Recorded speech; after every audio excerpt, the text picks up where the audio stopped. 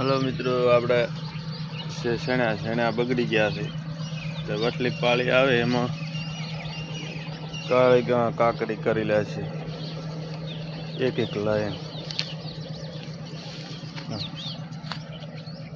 વસલી પાળી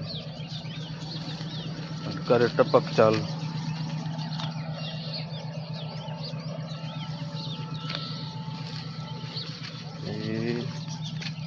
ટપક ચાલુ.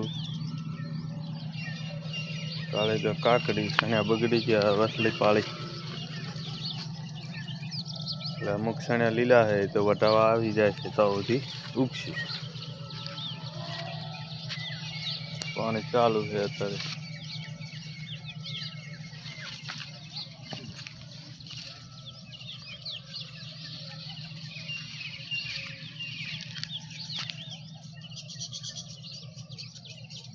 ચોળીને ગવાર